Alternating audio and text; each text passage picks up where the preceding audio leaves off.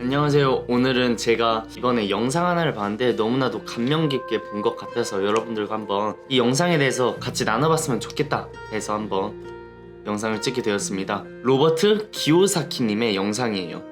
돈의 비밀에 대한 영상이었는데요. 이분이 조금 우리나라 지금 최근에 좀 인기 많은 존리 대표님하고 생각도 똑같고 배울 점도 거의 비슷하다고 생각이 돼서 한번 이렇게 영상을 찍어보게 되었습니다.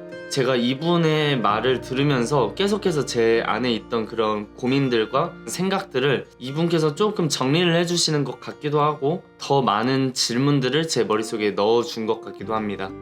그 내용을 한번 여러분들과 공유해 보려고 해요. 이 로버트 기요사키라는 분은 어릴 적에 하와이에 아버지를 따라서 같이 이주를 했고 그분이 살던 동네는 너무나도 큰 부자들만 사는 동네였어요.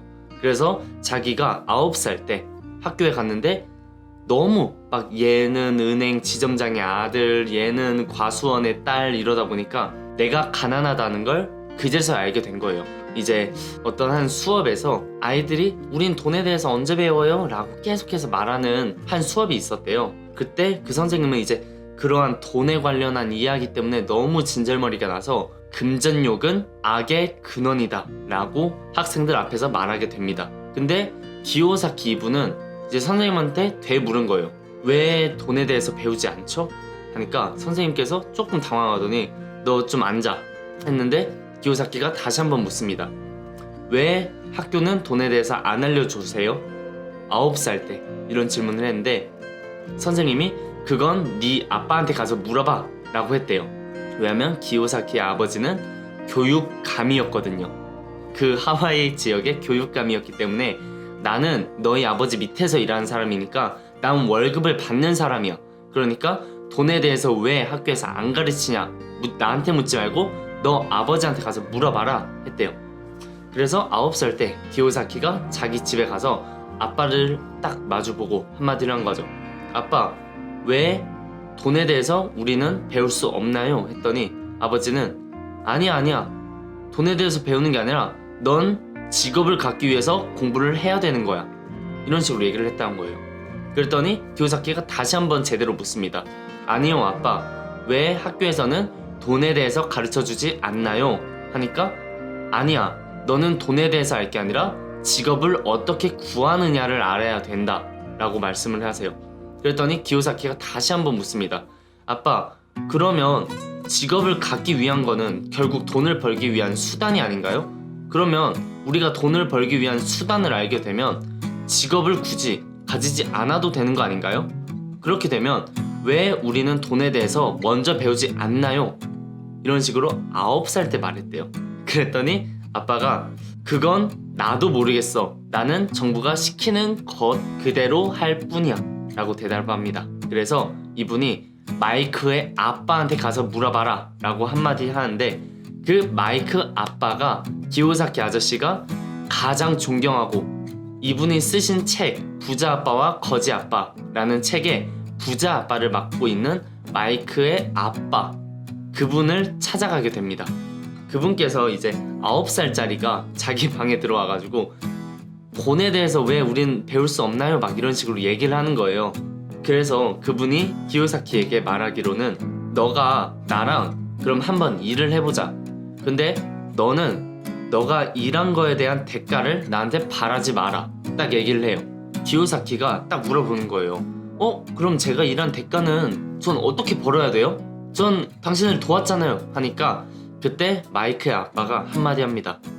그게 바로 기업가가 생각해내야 되는 부분이야. 그러니까 내가 벌 수 있는 돈을 통해서 직원들을 또 나눠주고 나도 벌어야 되기 때문에 내가 일한 거에 대한 대가는 내가 알아서 챙기라는 거예요. 마이크 아빠가 또 하나의 방법을 알려준 게 9살짜리 기요사키에게 좀 더 편히 쉽게 알려주려고 했던 것 같아요. 가면 매일마다 부루마블을 했대요. 매일마다 부루마블을 하니까 기요사키도 이제 좀 화가 나는 거예요. 짜증도 나고 아저씨 왜 절 데리고 맨날 부루마블을 해주는 거예요? 저도 좀 공부도 하고 싶고 돈에 대해서 배우고 싶어요. 딱 한마디 했을 때 마이크 아빠가 딱 한마디를 합니다. 난 지금 너에게 돈을 버는 방법에 대해서 매일마다 알려주고 있단다. 그때 기요사키가 딱 물어봤어요. 이 보드게임으로 저는 게임만 했고 배운 게 없는걸요? 하니까 마이크 아빠가 한마디 합니다. 너가 지금 속해 있는 이 건물은 내 거란다. 지금 옆에 있는 저 건물도 내 거란다. 이제 무슨 뜻인지 알겠니? 기요사키가 딱 그때 알았대요. 아, 지금 내가 하고 있는 이 부루마블 같은 경우는 내가 집을 사고 호텔도 짓고 땅도 사고 이러한 모든 것들이 다 돈에 대해서 배우는 것들이었구나. 어떤 식으로 내 자산을 축적할 수 있고 어떤 식으로 내 자산을 늘려갈 수 있는지를 배우는 거였구나를 딱 깨달았다는 거예요. 그래서 느낀 게 학교에서 사실 배우는 것들은 우리 삶에 정말 얼마나 큰 영향력이 있고 얼마나 많은 것들을 가르쳐 줄까라고 생각했을 때 지금까지 살면서 어떤 걸 써왔냐 생각하면 한글 쓰고 있고 뭐 중국에서 제가 배웠으니까 중국어를 쓰고 있어요. 그다음 수학, 곱하기, 더하기, 빼기는 기본적으로 사용하는 거니까.